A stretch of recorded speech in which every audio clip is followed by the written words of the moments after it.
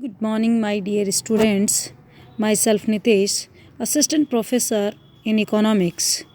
जैसा कि पिछली ऑनलाइन क्लासेस में हम पढ़ रहे हैं पंचवर्षीय योजनाएं, आज की क्लास में हम पढ़ेंगे 9वीं पंचवर्षीय योजना, 10वीं पंचवर्षीय योजना और 11वीं पंचवर्षीय योजना। 9वीं पंचवर्षीय योजना जिसका समय अवधि रही है 1997 से 2002।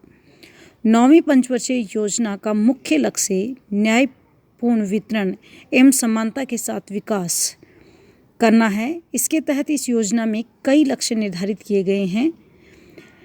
पर्याप्त रोजगार के अवसर का सृजन, निर्धनता उन्मूलन के उद्देश्य में कृषि एवं ग्रामीण विकास को प्राथमिकता देना, मूल्य स्थिरता को बनाए रखते हुए आर्थिक विकास की गति को तेज करना, विशेष रूप से कमजोर वर्ग के लिए भोजन एवं पोषण सुरक्षा सुनिश्चित करना, जनसंख्या वृद्धि को नियंत्रित करना, पंचायती राज संस्थाओं, सहकारिताओं व स्वयंसेवी संस्थाओं को बढ़ावा देना, स्वच्छ पेयजल, प्राथमिक स्वास्थ्य देखरेख सुविधा, सार्वभौमिक प्राथमिक शिक्षा एवं आवास जैसी मूलभूत न्यूनतम सेवाओं की उपलब्धता सुनिश्चित करना आदि। प्रारंभ में इस योजना के लिए वार्षिक विकास दर 7% निर्धारित की गई, किंतु बाद में संशोधित करके 6.5% कर दिया गया, जबकि वास्तविक विकास दर जो प्राप्त की गई वो है 5.4%। 9वीं पंचवर्षीय योजना के अंतर्गत निम्न योजनाएं शामिल हैं। स्वर्ण जयंती शहरी रोजगार योजना दिसंबर 1997 में शुरू हुई। जवाहर ग्राम समृद्धि योजना, स्वर्ण जयंती ग्राम स्वरोजगार योजना और प्रधानमंत्री ग्रामोदय योजना। इस प्रकार 8वीं पंचवर्षीय योजना जो 1992 से शुरू होती है और 9वीं पंचवर्षीय योजना जो 1997 से शुरू होती है। इससे पहले 8वीं पंचवर्षीय योजना जो 1992 से 1997 तक समयावधि के बीच रहती है और इससे पहले 2 वर्ष की एक वर्ष की योजनाएं बनाई गई, जिसे 1 ईयर प्लान कहते हैं। और 9वीं पंचवर्षीय योजना जिसकी समय अवधि 1997 से 2002 रही है और उसमें विभिन्न रोजगार से संबंधित कार्यक्रम शुरू करे गए, जैसे स्वर्ण जयंती शहरी रोजगार, जवाहर ग्राम समृद्धि योजना, स्वर्ण जयंती ग्राम स्वरोजगार योजना, प्रधानमंत्री ग्रामोदय। यानी इसमें जो ग्रामीण विकास है उसको ध्यान में रखते हुए काफ़ी योजनाएं शुरू की गई और कहीं ना कहीं जो समाज का वर्ग पीछे रह गया है उसको विकास का लाभ देने के लिए महत्वपूर्ण कदम उठाए गए।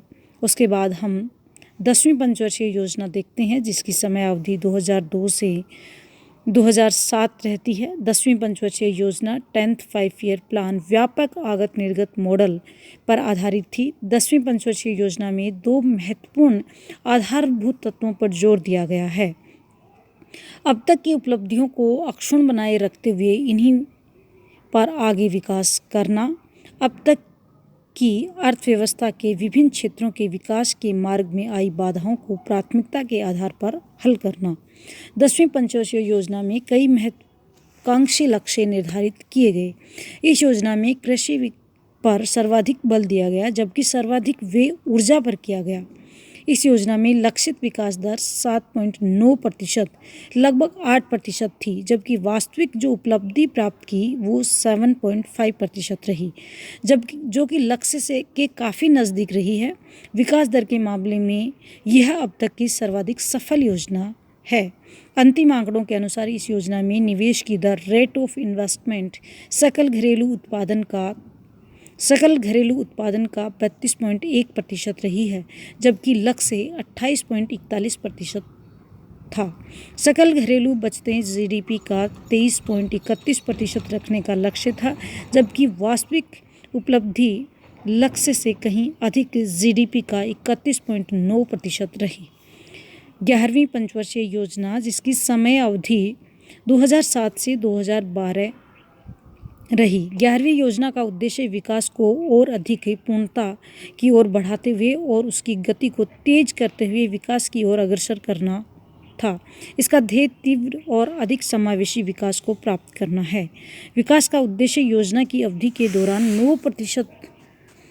9% प्रति वर्ष की औसत वृद्धि प्राप्त करना है। इसके उद्देश्य इस प्रकार से हैं: जीडीपी की वृद्धि दर को 8% से बढ़ाकर 10% तक करना, साथ ही कृषि के क्षेत्र में विकास की दर को 4% से बढ़ाना, जिससे आर्थिक विकास को व्यापक किया जा सके। 7 वर्ष से अधिक आयु में साक्षरता दर को बढ़ाकर 85% करना, साक्षरता दर में लिंग अंतराल को 10% से कम करना, शिशु मृत्यु दर को घटाकर 28 प्रति हजार जीवित जन्म के स्तर पर लाना और मातृत्व मृत्यु दर MMR को घटाकर 1 प्रति हजार जीवित जन्म के स्तर पर लाना, कुल प्रजनन दर टोटल फर्टिलिटी रेट TFR को 2.1 तक नीचे लाना, 0 से 6 आयु वर्ग में लिंगानुपात को बढ़ाकर वर्ष 2011-12 तक 935 तथा वर्ष 2016-17 तक 950 करना है।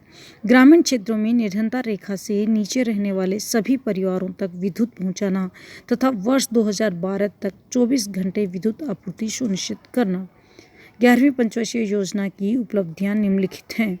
9% औसत वार्षिक दर का लक्ष्य रखा गया था, जिसे बाद में संशोधित करके 8.1% कर दिया गया, परंतु बाद में इसे 7.9% किया गया।